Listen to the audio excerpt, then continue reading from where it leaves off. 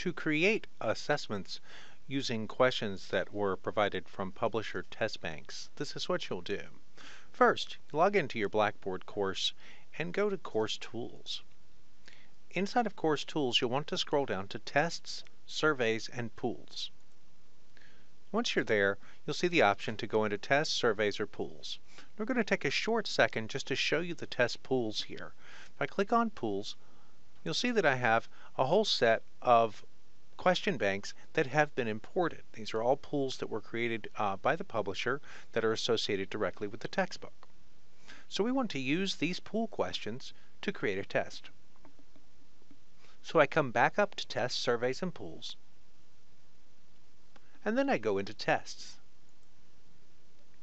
And now, you'll see we already have some tests in here, but we're going to create a new one. So to do this, we click on Build Test. And I'm going to call this Sample. And of course, as with any test, you would enter in any description or specific instructions you'd like to include, and then click on the Submit button. This brings you to the test canvas, and from this point, you can add the questions from the quiz bank. For example, if I want to add questions, I could come to Reuse Question and select Create Question Set or Create Random Block. I suggest creating a random block so that this way you can select a random group of questions directly from the publisher quiz bank, and you won't have any duplicated quizzes. So when each student takes the test, they'll each get a random set of questions, so that this way you don't have any two students getting the exact same test. So we click on Create Random Block, and this is where we select what we want to include. So let's say I'm doing this one on Chapter 14. What I would do is simply click on the Chapter 14 pool on the left, and then scroll down and decide what types of questions I want to use. You could just click on Use All Pool Questions, and this will include every type of question that's available in there. Or, if you only wanted to use specific types, like let's say you only want to use multiple choice and true-false, you could do that as well. This will eliminate any essay or fill-in-the-blank questions so that this way you don't have to manually grade them. So, I've selected again. First, we go up and we select the pool that we're coming from, and in this case we're working from Chapter 14.